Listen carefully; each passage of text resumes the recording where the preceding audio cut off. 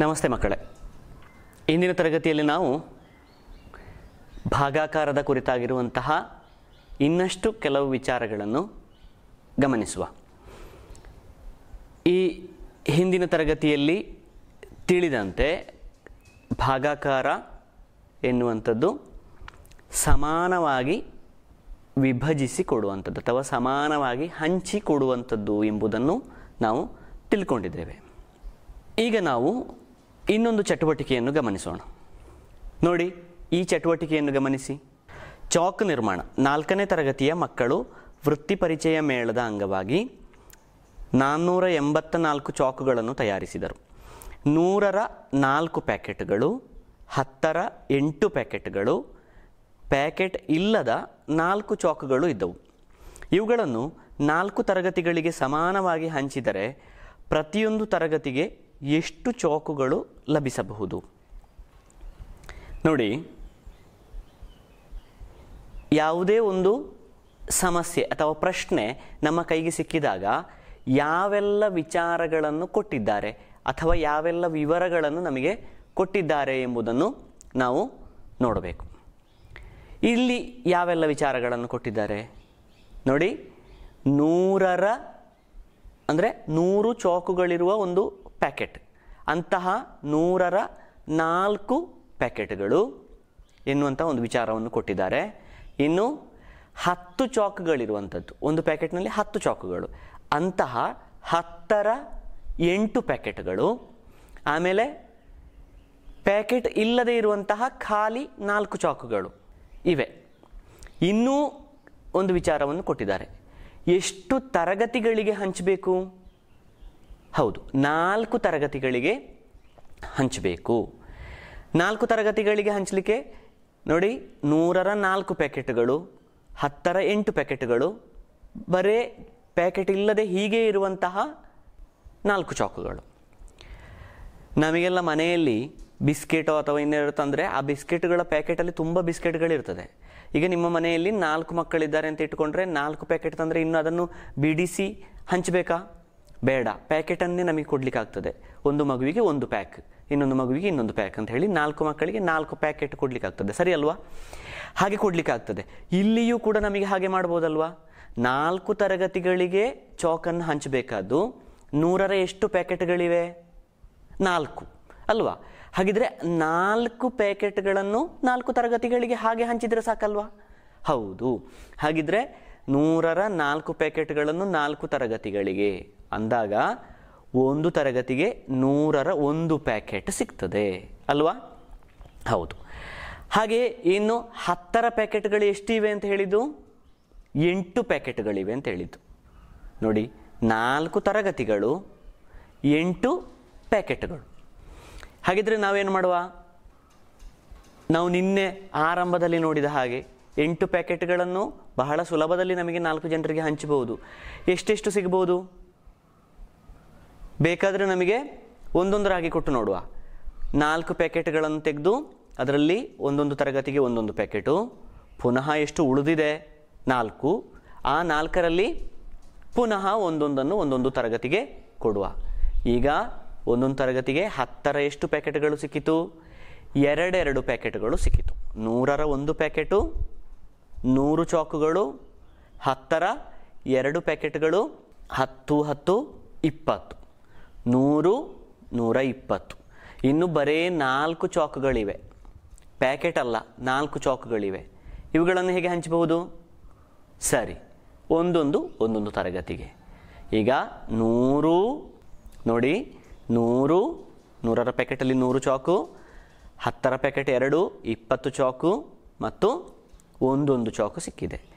ಅಂದರೆ 100, 20, 1 ಅಂದರೆ 121. ಒಂದು ತರಗತಿಗೆ ಸಿಗುವಂತಹ ಚಾಕುಗಳ ಸಂಖ್ಯೆ 121. ಇದನ್ನು ಭಾಗಾಕಾರ ರೀತಿಯಲ್ಲಿ ಮಾಡುವುದು ಹೇಗೆ ನೋಡುವ. ಇಲ್ಲಿ ನೋಡಿ, ಇದು ಭಾಗಾಕಾರ ರೀತಿ. ಹೇಗೆ? ನಾವು ನಿನ್ನೆ ತಿಳಿದುಕೊಂಡಿದ್ದೇವೆ. ಒಟ್ಟು ಚಾಕುಗಳು 400, ಎಷ್ಟಾಗ್ತದೆ ನೋಡಿ, 4 100ರ ಪ್ಯಾಕೆಟ್ 400, 8 10ರ ಪ್ಯಾಕೆಟು 80, ಬರೇ 4 ಚಾಕುಗಳು 84, 484 ಒಟ್ಟು ಚಾಕುಗಳಿರುವಂಥದ್ದು. ಅದನ್ನು ಎಷ್ಟು ತರಗತಿಗಳಿಗೆ ಹಂಚಬೇಕು? 4 ತರಗತಿಗಳಿಗೆ. ಅಂದರೆ 484 ಭಾಗಿಸು 4. ಇದನ್ನು ಬರೆಯುವಂಥದ್ದು ಈ ರೀತಿಯಲ್ಲಿ. ಇನ್ನು ನಾವು ಆ ಭಾಗಿಸುವ ರೀತಿಯಲ್ಲಿ ಬರೆಯುವುದಾದರೆ ಹೇಗೆ ನೋಡಿ, ಈ ರೀತಿಯ ಚಿಹ್ನೆಯನ್ನು ಹಾಕಬೇಕು. ಬಳಿಕ 484 ಒಳಭಾಗದಲ್ಲಿಯೂ ಅದರ ಹೊರಭಾಗದಲ್ಲಿ 4 ಬರೀಬೇಕು. ಇನ್ನು ಭಾಗಿಸುವಂತಹ ರೀತಿಗೆ ಹೋಗುವ. ಇಲ್ಲಿ ನಾವು ನಿನ್ನೆ ನೋಡಿರುವಂತಹ ಲೆಕ್ಕಗಳಲ್ಲಿ ನಾವು ನೋಡಿದ್ದು 2 ಅಂಕೆ ಸಂಖ್ಯೆಗೆ 1 ಅಂಕೆ ಸಂಖ್ಯೆಯಿಂದ ಭಾಗಿಸುವಂಥದ್ದು. ಇವತ್ತು 3 ಅಂಕೆ ಸಂಖ್ಯೆ ಸಿಕ್ಕಿತು, 484 ಭಾಗಿಸು 4. ಆದರೆ ಬಹಳ ಸುಲಭ ಇದೆ. ಹೇಗೆ? ಇವುಗಳನ್ನು ಈ ರೀತಿಯಲ್ಲಿ ವಿಭಜಿಸಿ ಬರೀಬಹುದು. 400 ಕೂಡಿಸು 80 ಕೂಡಿಸು 4. ಈಗ 4 400ರಲ್ಲಿ ಎಷ್ಟು ಸಲ ಹೋಗ್ತದೆ ಅಂತ ಹೇಳಿದರೆ 100 ಸಲ ಅಲ್ವಾ? 100 ಸಲ. ಆಗ 400ರ ಮೇಲೆ 100, 100 ಗುಣಿಸು 100 ಉತ್ತರ ಗುಣಿಸು 4, ಅದರ ಕೆಳಗಡೆ 400ರ ಕೆಳಗಡೆ ಬರಿಬೇಕಾದ್ದು 100 ಗುಣಿಸು 4 400, ಕೆಳಗೆ 0. ಇನ್ನು ಆಚೆ ಬದಿಯಲ್ಲಿ 80 ಇದೆ. 80ರಲ್ಲಿ ಎಷ್ಟು ಸಲ ಹೋಗ್ತದೆ 4? ಎಷ್ಟು ಸಲ? 20 ಸಲ ಅಂತ ಹೇಳ್ಬೋದು ಅಲ್ವಾ? 20 ಸಲ. ಆ 20 ಎನ್ನುವುದನ್ನು ಮೇಲೆ ಬರಿಬೇಕು. 20 ಮತ್ತೆ ಪುನಃ ಅಲ್ಲಿಂದ ಗುಣಿಸಬೇಕು. 20 ಗುಣಿಸು 4, 80ರ ಕೆಳಗಡೆ ಪುನಃ 24 80 ಅಂತ ಬರಿಬೇಕು. ಅದನ್ನು ಕಳೆದು 0 ಮಾಡಬೇಕು. ಆಮೇಲೆ ಏನಿದೆ 4. 4ರಲ್ಲಿ 4 ಎಷ್ಟು ಸಲ ಹೋಗ್ತದೆ? 1 ಸಲ. ಮೇಲೆ 1 ಅಂತ ಬರಿಬೇಕು. 1 4 4 ಎನ್ನುವುದನ್ನು ಬರಿಬೇಕು. ಈಗ ಮೇಲೆ ಉತ್ತರ ನೋಡಿ, 121 ಅಂದರೆ 121. ಭಾಗಾಕಾರದ ರೀತಿಯಲ್ಲಿ ಬರೆಯುವುದಾದರೆ ಈ ರೀತಿಯಲ್ಲಿ ಬರೀಲಿಕ್ಕೆ ಆಗ್ತದೆ. ಹೇಗೆ? 484 ಭಾಗಿಸು 4. 4ರಲ್ಲಿ 1 ಸಲ 4 ಹೋಗ್ತದೆ. ಮೇಲೆ 1 ಅಂತ ಬರೆಯುವುದು. 1 4 4. ಆಮೇಲೆ 4ರಿಂದ 4 ಕಳಿಬೇಕಾದ್ದು ಅಲ್ಲಿ 0. 8 ತೆಗೊಳ್ಳೋದು.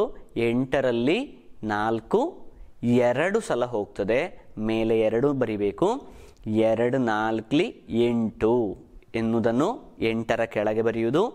ಆ 8ರಿಂದ 8 ಕಳೆಯುವುದು 0. ಮೇಲೆ ಪುನಃ 4 ಇದೆ. 4 ಕೆಳಗೆ ಬರೆಯುವುದು. 4ರಲ್ಲಿ 4 1 ಸಲ. ಮೇಲೆ 1 ಅಂತ ಉತ್ತರ ಬರೆಯುವುದು. ಆಮೇಲೆ 1 4 4. 4ರಿಂದ 4 ಕಳೆದ್ರೆ 0. ಈಗ ಮೇಲೆ ಉತ್ತರ ನೋಡಿ, 121. ಇಲ್ಲಿ ನಾವು ಈಗಾಗಲೇ ಕೆಲವು ಉತ್ತರ, ಕಳೆ, ಹೀಗೆಲ್ಲ ವ್ಯತ್ಯಾಸ ಇತ್ಯಾದಿಗಳನ್ನೆಲ್ಲ ಕೇಳಿದ್ದೇವೆ. ಭಾಗಾಕಾರ ಕ್ರಿಯೆಯಲ್ಲಿಯೂ ಕೂಡ ಕೆಲವು ಪದಗಳಿವೆ, ಗಣಿತದ ಪದಗಳಿವೆ. ಆ ಪದಗಳನ್ನು ನಾವು ಗಮನಿಸಬೇಕು. ಈ ಲೆಕ್ಕದಲ್ಲಿ ಇದೊಂದು ಭಾಗಾಕಾರ ಕ್ರಿಯೆ ಅಥವಾ ಭಾಗಾಕಾರದ ಲೆಕ್ಕ, ಭಾಗಿಸುವ ಲೆಕ್ಕ. ಇಲ್ಲಿ ನೋಡಿ 484 ಎನ್ನುವಂಥದ್ದು ಭಾಗಿಸಬೇಕಾದ ಸಂಖ್ಯೆ, ಅಂದರೆ ತುಂಡು ಮಾಡಬೇಕಾದ ಸಂಖ್ಯೆ. ಇದನ್ನು ನಾವೇನು ಅಂತ ಹೇಳ್ತೇವೆ? ಭಾಜ್ಯ ಅಂತ ಹೇಳ್ತೇವೆ. 484 ಎನ್ನುವುದು ಭಾಜ್ಯ. ಯಾವುದರಿಂದ ಭಾಗಿಸ್ತೇವೆ ನಾವು? ಇಲ್ಲಿ 4ರಿಂದ ಭಾಗಿಸ್ತೇವೆ ಅಲ್ವಾ? 484 ಭಾಗಿಸಲ್ಪಡುವ ಸಂಖ್ಯೆ, ಭಾಗಿಸಬೇಕಾದ ಸಂಖ್ಯೆ 4.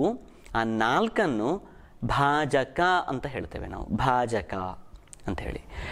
ಇನ್ನು ಭಾಜ್ಯವನ್ನು ಭಾಜಕದಿಂದ ಭಾಗಿಸಿದಾಗ ಸಿಗುವಂಥದ್ದು ಅಂತ ಹೇಳ್ತೇವಲ್ವ, ಲಭಿಸುವಂಥದ್ದು ನಮಗೆ ಏನು ಉತ್ತರವಾಗಿ ಲಭಿಸುವಂಥದ್ದು ಇಲ್ಲಿ 121 ಅಂತ ಇದೆ. ಈ 121 ಭಾಗಿಸಿದಾಗ ಲಭಿಸಿದ್ದು ಭಾಗ ಲಬ್ಧ. ಭಾಗಿಸಿದಾಗ ಲಭಿಸಿದ್ದು ಭಾಗ ಲಬ್ಧ, ಅದನ್ನು ಭಾಗ ಲಬ್ಧ ಅಂತ ಹೇಳ್ತೇವೆ. ಹಾಗಾದರೆ 3 ಪದಗಳನ್ನು ನಾವು ತಿಳಿದುಕೊಂಡೆವು. ಇದು ಇಲ್ಲಿರುವಂತಹ ಸಂಖ್ಯೆಗಳಿಗಿರುವಂತಹ ಹೆಸರುಗಳು. ಸರಿ, ಹಾಗಿದ್ರೆ ನಾವು ಮುಂದಿನ ಲೆಕ್ಕಕ್ಕೆ ಹೋಗುವ. ಇಲ್ಲಿ ಇನ್ನೊಂದು ಲೆಕ್ಕ ಇದೆ, ಅದನ್ನು ನೋಡುವ. ನೋಡಿ, ರೀಜಾ ಮತ್ತು 4 ಗೆಳತಿಯರು ಮಾಲೆ ನಿರ್ಮಿಸಲು ಮುತ್ತುಗಳನ್ನು ಖರೀದಿಸಿದರು. 100 ಮುತ್ತುಗಳಂತೆಯೂ 10 ಮುತ್ತುಗಳಂತೆಯೂ ಇರುವ ಪ್ಯಾಕೆಟ್ಗಳಲ್ಲಿ ಮುತ್ತುಗಳಿವೆ. 100ರ ಪ್ಯಾಕೆಟ್ಗಳನ್ನು 10ರ ಪ್ಯಾಕೆಟ್ಗಳನ್ನು 6ರಂತೆ ಅವರು ಖರೀದಿಸಿದರು. ಇವುಗಳನ್ನು 5 ಮಂದಿಗೆ ಸಮಾನವಾಗಿ ಹೇಗೆ ಹಂಚುವರು? ನೋಡುವ. ನೋಡಿ, ಇಲ್ಲಿ 5 ಮಂದಿ ಮಕ್ಕಳಿದ್ದಾರೆ ಎನ್ನುವುದು ಒಂದು ವಿಚಾರ. ಇನ್ನು ಬೇರೆ ಏನೆಲ್ಲ ಕೊಟ್ಟಿದ್ದಾರೆ? 100 ಮುತ್ತಿನ ಮಣಿಗಳಿರುವಂತಹ ಒಂದು ಪ್ಯಾಕೆಟು. ಅಂತಹ ಎಷ್ಟು ಪ್ಯಾಕೆಟ್ಗಳಿವೆ? 6 ಪ್ಯಾಕೆಟ್ಗಳಿವೆ. ಅಂದರೆ ಅದರಲ್ಲಿ ಎಷ್ಟು ಮುತ್ತುಗಳಿವೆ? 600. ಇನ್ನು 10ರಂತೆ ಮುತ್ತುಗಳಿರುವಂತಹ ಎಷ್ಟು ಪ್ಯಾಕೆಟ್ಗಳಿವೆ? ಅದು ಕೂಡ 6 ಇದೆ. ಅಂದರೆ 60 ಮುತ್ತುಗಳಾಯ್ತಲ್ಲಿ. ಒಟ್ಟು 600 ಕೂಡಿಸು 60, 660 ಮುತ್ತುಗಳಿವೆ. ಇವುಗಳನ್ನು 5 ಮಂದಿಗೆ ಹಂಚಬೇಕಾದ್ದು. ನೋಡಿ, ಈಗಾಗಲೇ ಮಾಡಿದ ಲೆಕ್ಕದಲ್ಲಿ 4 ಪ್ಯಾಕೆಟ್ಗಳನ್ನು 4 ತರಗತಿಗೆ ಹಂಚಬೇಕಾದ್ದು ಅಂತ ಹೇಳಿ ವಿಚಾರ ಬಂತು. ಇಲ್ಲೀಗ 6 ಪ್ಯಾಕೆಟ್ಗಳಿವೆ, 5 ಮಂದಿಗೆ ಹಂಚಬೇಕು. ನಮಗೆ ಹಂಚಬಹುದಲ್ವಾ? ಹಂಚಬಹುದು. ನೋಡುವ ನಾವು ಹೇಗೆ ಅಂತ ಹೇಳಿ. 100ರ ಪ್ಯಾಕೆಟ್ಗಳನ್ನು ಹೇಗೆ ಹಂಚುವ? 5 ಮಂದಿಗೆ ಒಂದೊಂದು ಪ್ಯಾಕೆಟ್ ಕೊಡ್ಬೋದಲ್ವಾ? ಕೊಡಬಹುದು. ಹಾಗಿದ್ರೆ 5 ಮಂದಿಗೆ 100ರ ಒಂದೊಂದು ಪ್ಯಾಕೆಟ್ಗಳನ್ನು ಕೊಡುವ. ಆಗ 5 ಪ್ಯಾಕೆಟ್ಗಳು ಮುಗಿಯಿತು. ಒಟ್ಟೆಷ್ಟು ಪ್ಯಾಕೆಟ್ಗಳಿರುವುದು 100ರದ್ದು? 6. ಹಾಗಾದರೆ ಅಲ್ಲಿ ಒಂದು ಉಳಿಯುತ್ತದೆ. ಅಂದರೆ 100 ಮುತ್ತುಗಳು ಅಲ್ಲಿ ಉಳಿಯುತ್ತವೆ, ಒಂದು ಪ್ಯಾಕೆಟ್ ಉಳಿಯುತ್ತದೆ. ಇದನ್ನು ಏನು ಮಾಡಬಹುದು? ಇದನ್ನು ಹಂಚಬೇಕು ನಾವು. ಈಗ ಒಬ್ಬೊಬ್ಬರಿಗೆ 100ರ ಒಂದೊಂದು ಪ್ಯಾಕೆಟ್ ಸಿಕ್ಕಿದೆ. ಇನ್ನು ಈ 100ರ ಪ್ಯಾಕೆಟನ್ನು ಮತ್ತು ಅಲ್ಲಿ 60 ಬೇರೆ ಮುತ್ತುಗಳಿವೆ, ಇವುಗಳನ್ನು ಹಂಚಬೇಕು. ಹೇಗೆ ಹಂಚಬಹುದು? ನೋಡಿ, ಈ 100ರ ಪ್ಯಾಕೆಟನ್ನು ನಮಗೆ ಒಡೆದು ಅದನ್ನು 10ರ ಪ್ಯಾಕೆಟ್ಗಳಾಗಿ ಮಾಡಲಿಕ್ಕೆ ಸಾಧ್ಯ ಇಲ್ವಾ? ಮಾಡಬಹುದು. 100ರ ಪ್ಯಾಕೆಟನ್ನು ಒಡೆದು ಒಂದೊಂದು ಪ್ಯಾಕೆಟಲ್ಲಿ 10 ಹಾಕಿ ಎಷ್ಟು ಪ್ಯಾಕೆಟ್ಗಳನ್ನು ಮಾಡ್ಬೋದು? 10ರ ಒಂದು ಪ್ಯಾಕೆಟು, 20 ಆಗುವಾಗ ಇನ್ನೊಂದು ಪ್ಯಾಕೆಟು, 30 ಆಗುವಾಗ ಮತ್ತೊಂದು ಪ್ಯಾಕೆಟು, ಹಾಗೆ 40, 50, 60, 70, 80, 90, 100 ಅಂದರೆ 10 ಪ್ಯಾಕೆಟ್ಗಳನ್ನು ನಮಗೆ ಮಾಡಬಹುದು. ನೋಡಿ, 10ರ ಪ್ಯಾಕೆಟ್ಗಳು ಮೊದಲೇ 6 ಉಂಟು, ಈಗ 10 ಆಯಿತು. ಒಟ್ಟು ಎಷ್ಟು ಪ್ಯಾಕೆಟ್ಗಳಾಯಿತು? 10, 6, 16 ಪ್ಯಾಕೆಟ್ಗಳಾಯಿತು. ಈ 16 ಪ್ಯಾಕೆಟ್ಗಳನ್ನು ಈಗ ಹಂಚ್ಬೋದಲ್ವಾ? ಹೇಗೆ ಹಂಚ್ಬೋದು? 16 ಪ್ಯಾಕೆಟ್ಗಳನ್ನು 5 ಮಂದಿಗೆ ಹಂಚುವ. ನಾವು ನಿನ್ನೆ ಆರಂಭದಲ್ಲಿ ಮಾಡಿದ ಹಾಗೆ ಒಂದೊಂದೇ ಪ್ಯಾಕೆಟ್ಗಳನ್ನು ಕೊಡ್ತಾ ಹೋಗ್ಬೋದು. ಅಥವಾ 5 ಮಂದಿಗೆ ಆಗುವಾಗ 5 ಪ್ಯಾಕೆಟ್ಗಳು ಒಂದೊಂದು ಕೊಟ್ಟಾಯಿತು. ಇನ್ನೂ 5 ತೆಗೆಯುವಾಗ ಅಲ್ಲಿ ಇನ್ನೂ ಒಂದೊಂದು ಪ್ಯಾಕೆಟ್ಗಳು ಅವರಿಗೆ ಸಿಕ್ಕಿತು. 10 ಪ್ಯಾಕೆಟ್ಗಳು ಮುಗಿಯಿತು. ಇನ್ನೂ 5 ಪ್ಯಾಕೆಟ್ಗಳಿವೆ. ಆ 5 ಪ್ಯಾಕೆಟ್ಗಳನ್ನು ಕೂಡ ಅವರಿಗೆ ಒಂದೊಂದಾಗಿ ಕೊಟ್ಟು ನೋಡುವ. ಈಗ 10ರ 3 ಪ್ಯಾಕೆಟ್ಗಳು ಒಬ್ಬೊಬ್ಬರಿಗೆ ಸಿಕ್ಕಿತು. ಒಬ್ಬೊಬ್ಬರಿಗೆ 10ರ 3 ಪ್ಯಾಕೆಟ್ಗಳು ಸಿಕ್ಕಿತು. ಇನ್ನು 10ರ ಪ್ಯಾಕೆಟ್ ಬಾಕಿ ಉಂಟಾ? ಎಸ್, ಹೌದು. 16ರಲ್ಲಿ 15 ಪ್ಯಾಕೆಟ್ಗಳು ಮುಗಿಯಿತು. ಇನ್ನು 1 ಪ್ಯಾಕೆಟ್ ಬಾಕಿ ಇದೆ. ಅದರಲ್ಲಿ ಎಷ್ಟು ಮುತ್ತುಗಳಿವೆ? 10 ಮುತ್ತುಗಳಿವೆ. ಒಂದು ಪ್ಯಾಕೆಟಲ್ಲಿ 10 ಮುತ್ತುಗಳಿವೆ. ಇದನ್ನು 5 ಮಂದಿಗೆ ಹೇಗೆ ಹಂಚಬಹುದು? ಹೌದು, ಕೆಲವರಿಗೆ ಗೊತ್ತಾಯಿತು. ಹೇಗೆ? 5 ಜನರಿಗೆ 2 2ರ ಹಾಗೆ ಹಂಚಬಹುದು ಅಲ್ವಾ? 5 ಮಂದಿಗೆ 2 2ರಂತೆ ಹಂಚಬಹುದು. ಆಗ ನೋಡಿ, 100ರ 1 ಪ್ಯಾಕೆಟ್, 10ರ 3 ಪ್ಯಾಕೆಟ್, ಆಮೇಲೆ 2 2 ಮುತ್ತುಗಳು, ಪ್ಯಾಕೆಟ್ ಅಲ್ಲದೆ ಇರುವಂತಹ ಮುತ್ತುಗಳು. ಹಾಗಾದರೆ 100, 30 ಮತ್ತು 2, 132. ಇದು ನಾವು ಪ್ಯಾಕೆಟ್ ರೀತಿಯಲ್ಲಿ ಹಂಚಿದ್ದು. ಹಾಗಾದರೆ ಇದನ್ನು ಭಾಗಾಕಾರ ರೀತಿಯಲ್ಲಿ ಹೇಗೆ ಮಾಡುವಂಥದ್ದು? ಒಟ್ಟು ಮುತ್ತುಗಳ ಸಂಖ್ಯೆ ಎಷ್ಟು? 660. 660 ಹಾಗಾದರೆ ಎಷ್ಟರಿಂದ ಭಾಗಿಸಬೇಕು? 5ರಿಂದ. 5 ಮಂದಿಗೆ ಕೊಡಬೇಕಾದ್ದು 5ರಿಂದ ಭಾಗಿಸಬೇಕು. ನೋಡಿ ಕ್ರಿಯೆಯನ್ನು ನೋಡಿ, 660 ಭಾಗಿಸು 5. ಇದರಲ್ಲಿ 660 ಹೇಗೆ ಬರೆಯುವಂಥದ್ದು? ಒಳಭಾಗದಲ್ಲಿ ಬರೀಬೇಕು, ಇನ್ನು 5 ಹೊರಭಾಗದಲ್ಲಿ ಬರೀಬೇಕು. ನಾವು ಇನ್ನು ಲೆಕ್ಕ ಮಾಡುವ, ನೇರವಾಗಿ ಭಾಗಿಸುವ ಈ ರೀತಿಯಲ್ಲಿ ಲೆಕ್ಕ ಮಾಡುವ. ನೋಡಿ, ಭಾಗಾಕಾರದ ಈ ರೀತಿಯಲ್ಲಿ ನಾವು ಲೆಕ್ಕ ಮಾಡುವ. 5 6ರಲ್ಲಿ ಎಷ್ಟು ಸಲ ಹೋಗ್ತದೆ ಎನ್ನುವುದನ್ನು ನಾವು ಹೇಳಬೇಕು. 5 6ರಲ್ಲಿ ಎಷ್ಟು ಸಲ ಹೋಗ್ತದೆ? 1 ಸಲ. ಹಾಗಾಗಿ ನಾವು 6ರ ಮೇಲೆ ಯಾವುದು 100ರ ಸ್ಥಾನದಲ್ಲಿರುವ 6ರ ಮೇಲೆ 1 ಅಂತ ಬರೆಯುವುದು. 1 ಬರೆದ ಬಳಿಕ ಅಲ್ಲಿಂದ 5ಕ್ಕೆ ಗುಣಿಸಿ 1 5 5. 6ರಿಂದ 5 ಕಳಿಬೇಕು, 1 ಅಂತ ಸಿಗ್ತದೆ.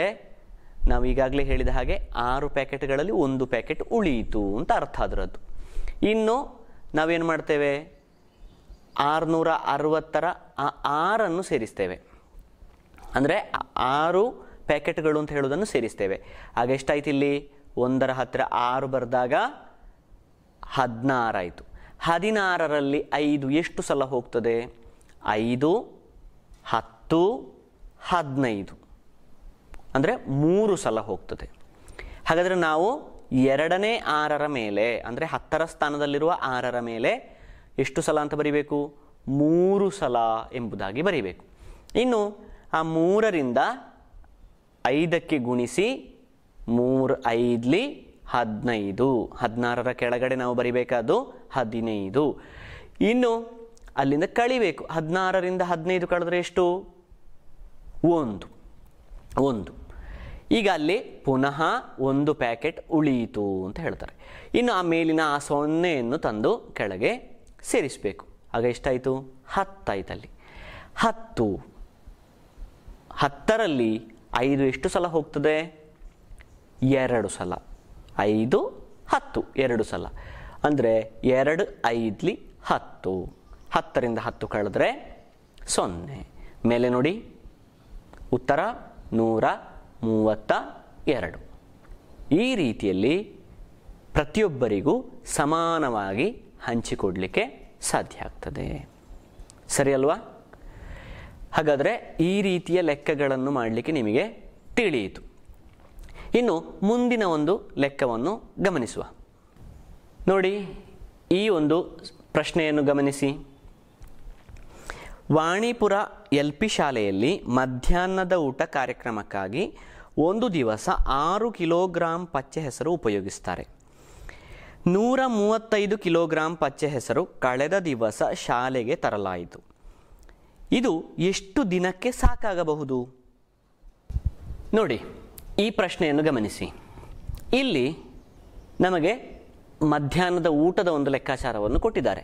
ನಮ್ಮ ಶಾಲೆಗಳಲ್ಲಿ ಕೂಡ ಮಧ್ಯಾಹ್ನದ ಊಟಕ್ಕೆ ಅಕ್ಕಿ ಮತ್ತು ಪಚ್ಚೆ ಹೆಸರನ್ನೆಲ್ಲ ತರ್ತೇವೆ ನಾವು ಅಲ್ವಾ?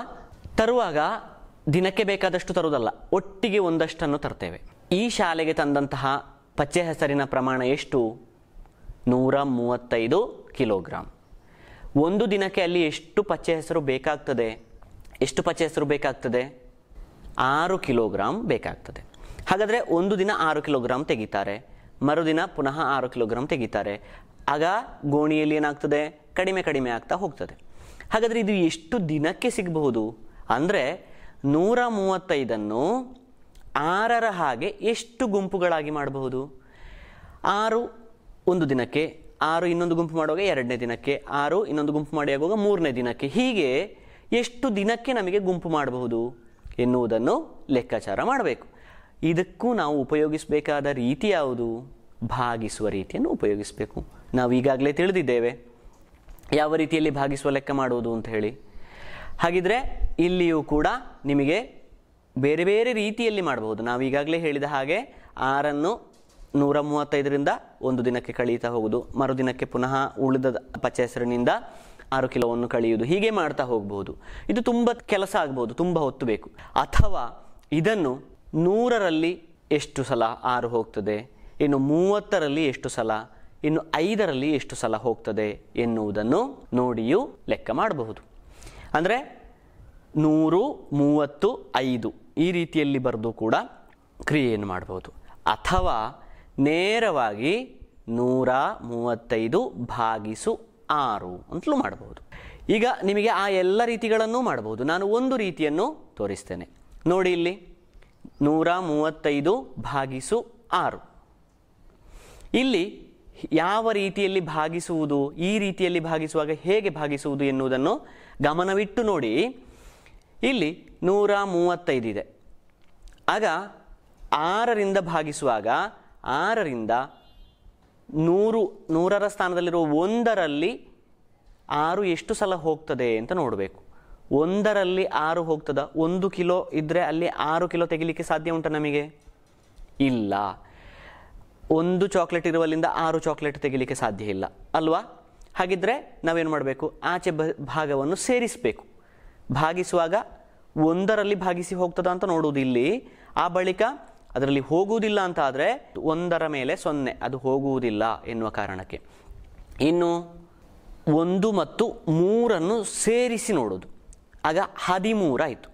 13ರಲ್ಲಿ 6 ಎಷ್ಟು ಸಲ ಹೋಗ್ತದೆ ಅಥವಾ ಹೋಗ್ತದೋ ಎನ್ನುವುದನ್ನು ನೋಡುವುದು. 6ರಿಂದ ದೊಡ್ಡ ಸಂಖ್ಯೆಯಲ್ಲಿ 6 ಹೋಗ್ತದೆ. 13 ಚಾಕ್ಲೇಟ್ಗಳಿದ್ರೆ 6 ಚಾಕ್ಲೇಟ್ ತೆಗಿಬಹುದಲ್ವಾ? ಹಾಗೆ 13 ಕಿಲೋ ಇದ್ದರೆ ಅದರಿಂದ 6 ಕಿಲೋ ತೆಗಿಬಹುದು. ಇಲ್ಲಿ 6 ಕಿಲೋ ಎಷ್ಟು ಸಲ ತೆಗಿಬಹುದು? 6 1 ಸಲ, 6 2ಲಿ 12. ಹಾಗಾದರೆ 2 ಸಲ ತೆಗಿಬಹುದು. ಅಂದರೆ 13ರ ಮೇಲ್ಗಡೆ 3ರ ಮೇಲೆ 2 ಸಲ ಅಂತ ಬರೆಯುವುದು. 2 ಸಲ, 2 6ಲಿ 12 ಅಂಥೇಳಿ 13ರ ಕೆಳಗಡೆ ಬರೆಯುವುದು. ನೋಡ್ತಾ ಹೋಗಿ. 13ರಿಂದ 12ಅನ್ನು ಕಳಿಬೇಕು, 1 ಉಳೀತದೆ. 3ರಿಂದ 2 ಕಳೆದ್ರೆ 1 ಉಳೀತದೆ. ಇನ್ನು 1ರಲ್ಲಿ ಪುನಃ 6 ಹೋಗುವುದಿಲ್ಲ. ಬದಲಾಗಿ ನಾವೇನು ಮಾಡಬೇಕು? ಆಚೆ ಭಾಗವನ್ನು ಸೇರಿಸಬೇಕು. 15 ತಗೊಳ್ಬೇಕು. ಅಂದರೆ ಆ 5ಅನ್ನು ಕೆಳಗೆ ಬರಿಬೇಕು. ಅದನ್ನು ಕೆಳಗೆ ಬರೆದಾಗ ಎಷ್ಟಾಯಿತು? 15 ಆಯಿತು. 15ರಲ್ಲಿ 6 ಎಷ್ಟು ಸಲ ಹೋಗ್ತದೆ? ಅದರಲ್ಲಿಯೂ ಕೂಡ 6 1ಲಿ 6 ಕಿಲೋ ಆಯಿತು. 6 2 ಸಲ ತೆಗೆಯುವಾಗ 12, 2ಲಿ 12, ಅಲ್ಲಿ 12 ಕಿಲೋ ಆಯಿತು. ಹಾಗಾದರೆ 6 3ಲಿ 18 ಆಗಬೇಕು. ಅಲ್ಲಿ 18 ಉಂಟಾ? ಇಲ್ಲ, 15 ಇರುವುದು. ಹಾಗಾದರೆ ಏನು ಮಾಡುವ? 12 ಅಂದರೆ ಮೇಲೆ ನಾವು ಎರಡೇ ಸಲ ತೆಗಿಲಿಕ್ಕೆ ಸಾಧ್ಯ ಆಗುವಂಥದ್ದು ಮೇಲೆ 2 ಅಂತ ಹೇಳಿ ಬರೆಯುವ. ಈಗ 2 6ಲಿ 12 ಅಂತ ಬರೆದೆವು. 2 6ಲಿ 12, 15ರಿಂದ 12 ಕಳೆದ್ರೆ 3 ಉಳೀತದೆ. ಇನ್ನು 3ರಲ್ಲಿ 6 ಹೋಗ್ತದಾ? ಇಲ್ಲ. ಅಂದರೆ 3 ಕಿಲೋ ಉಳೀತು. 22ರಷ್ಟು 6 ಕಿಲೋ ಸಿಕ್ಕಿತು ನಮಗೆ. ಅಂದರೆ 22 ದಿನಕ್ಕೆ ಬೇಕಾಗುವಷ್ಟು ಸಿಕ್ಕಿತು. ಅಂದರೆ 135 ಕಿಲೋ ಪಚ್ಚೆ ಹೆಸರು 6 ಕಿಲೋದಂತೆ ಪ್ರತಿದಿನ ಉಪಯೋಗ ಮಾಡಿದರೆ 22 ದಿನಗಳಿಗೆ ಸಾಕಾಗ್ತದೆ. ಆಮೇಲೆ ಎಷ್ಟು ಉಳೀತದೆ? ಅದು 3 ಕಿಲೋ. ನೋಡಿ, ಇದುವರೆಗಿನ ಲೆಕ್ಕಗಳಲ್ಲಿ ಈ ರೀತಿ ಸಂಖ್ಯೆ ಬರಲಿಲ್ಲ. ಕೆಳಭಾಗದಲ್ಲಿ ಕೊನೆಗೆ 0 ಬರ್ತಾ ಇತ್ತು. ಇಲ್ಲಿ ಎಷ್ಟು ಬಂತು? 3. ಇದಕ್ಕೂ ಒಂದು ಹೆಸರಿದೆ. ಏನು? 22 ದಿನಕ್ಕೆ ಉಪಯೋಗಿಸಿ ಇನ್ನು 3 ಕಿಲೋ ಉಳಿಯುತ್ತದೆ. 3 ಉಳಿದದ್ದು ಅಂದರೆ 3 ಕಿಲೋ ಉಳಿಯುತ್ತದೆ ಎನ್ನುವುದು ಅರ್ಥ. ಉಳಿಯುತ್ತದೆ ಎನ್ನುವುದಕ್ಕೆ ಇನ್ನೊಂದು ಪದ ಇದೆ, ಶೇಷ ಅಂತ ಹೇಳಿ. ಉಳಿಯುವಂಥದ್ದು ಎನ್ನುವುದು ಶೇಷ ಅಂತ ಹೇಳ್ತೇವೆ.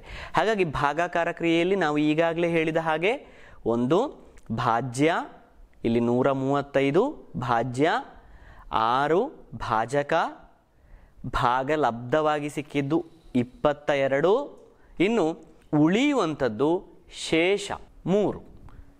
ಹಾಗಾದರೆ ಭಾಗಾಕಾರ ಕ್ರಿಯೆಯಲ್ಲಿ 4 ರೀತಿಯ ಪದಗಳನ್ನು ನಾವು ನೆನಪಿಟ್ಟುಕೊಳ್ಳಬೇಕು. ಭಾಜ್ಯ, ಭಾಜಕ, ಭಾಗಲಬ್ಧ ಮತ್ತು ಶೇಷ. ತಿಳಿತಲ್ವಾ? ಸರಿ, ಇದು ಭಾಗಾಕಾರ ಕ್ರಿಯೆಯ ರೀತಿ. ಹಾಗಾದರೆ ನಿಮಗೆ ಈ ವಿಚಾರವನ್ನು ನಿಮಗೆ ನೋಟ್ ಪುಸ್ತಕದಲ್ಲಿ ಬರಿಬಹುದಲ್ವಾ? ಸರಿ, ಇಲ್ಲಿ ಕೆಲವು ಇತರ ಭಾಗಿಸುವ ಲೆಕ್ಕಗಳನ್ನು ಕೊಡಲಾಗಿದೆ, ಗಮನಿಸಿ. ಇಮ್ಮಡಿ ಎನ್ನುವಂತಹ ಈ ಲೆಕ್ಕದಲ್ಲಿ 24/3 ಸಮ ಎಷ್ಟು ಅಂತ ಕೊಟ್ಟಿದ್ದಾರೆ? 8. ಅದರ ಕೆಳಗಡೆ 48/3 ಅಂತ ಕೊಟ್ಟಿದ್ದಾರೆ, 48/6 ಎಂದು ಕೊಟ್ಟಿದ್ದಾರೆ. ಅದೇ ರೀತಿಯಲ್ಲಿ 24/6, 12/6, 12/12 ಎಂದು ಕೊಟ್ಟಿದ್ದಾರೆ. ಇವುಗಳೆಲ್ಲ ಬಹಳ ಸುಲಭದಲ್ಲಿ ಉತ್ತರ ಕಂಡುಕೊಳ್ಳಲಿಕ್ಕೆ ಆಗುವಂತಹ ಲೆಕ್ಕಗಳು. ನೋಡಿ, 24/3 ಅಂತ ಹೇಳಿದರೆ 8, ಅಥವಾ ಉತ್ತರವನ್ನು ಭಾಜಕಕ್ಕೆ ಗುಣಿಸಿದರೆ ಅಂದರೆ 8 3 ಎನ್ನುವ ಹಾಗೆ ನೀವು ಹೇಳಿದರೆ 8 3 24 ಅಂತ ಸಿಗಬೇಕು. ಅದೇ ರೀತಿ 24ರ ಇಮ್ಮಡಿ ನೋಡಿ 48. ಹಾಗಾದರೆ 48ಕ್ಕೆ 3ರಿಂದ ಭಾಗಿಸಿದರೆ ಏನಾಗಬೇಕು? ಉತ್ತರ ಯಾವುದಾಗಿರಬಹುದು?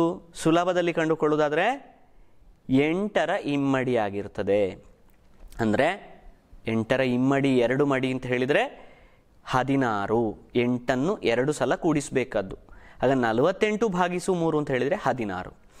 ಇನ್ನು 48/6 ಅಂತ ಹೇಳುವಾಗ 3ರ ಇಮ್ಮಡಿ 6, 3ರ 2 ಮಡಿ 6. ಅಲ್ಲಿ 48/6 ಮಾಡಿದಾಗ 3ರ ಬದಲು 6ರಿಂದ ಭಾಗಿಸಿದ್ದು ಅಥವಾ 6ರ ಗುಂಪುಗಳಾಗಿ ಮಾಡಿದ್ದು, ಅಲ್ಲಿ ನಮಗೆ 8 ಎನ್ನುವ ಉತ್ತರ ಸಿಗ್ತದೆ. ಹಾಗೆಯೇ ಉಳಿದ ಲೆಕ್ಕಗಳನ್ನು ಕೂಡ ನೀವು ಸುಲಭದಲ್ಲಿ ಯಾವ ರೀತಿಯಲ್ಲಿ ಮಾಡಬಹುದು ಎನ್ನುವುದನ್ನು ಮಾಡಿ ನಿಮ್ಮ ಅಧ್ಯಾಪಕರಿಗೆ ಕಳುಹಿಸಿಕೊಡಿ. ಅದೇ ರೀತಿಯಲ್ಲಿ ಭಾಗಿಸದೆ ಕಂಡುಹಿಡಿಯುವಂತಹ ಈ ಲೆಕ್ಕವನ್ನು ಕೂಡ ಕೊಟ್ಟಿದ್ದಾರೆ. 72/4, 76/4, 68/4, 64/4, 80/4. 72, 76, 68, 64, 80 ಈ ಸಂಖ್ಯೆಗಳಿಗೆ ಏನೋ ಒಂದು ಸಂಬಂಧ ಇದೆ. ಇದರ ಆಧಾರದಲ್ಲಿ ನಿಮಗೆ ಬಹಳ ಸುಲಭವಾಗಿ ಉತ್ತರವನ್ನು ಬರೀಬಹುದು. ಉದಾಹರಣೆಗೆ ಈಗ 76ಅನ್ನು ಗಮನಿಸುವ. 76/4.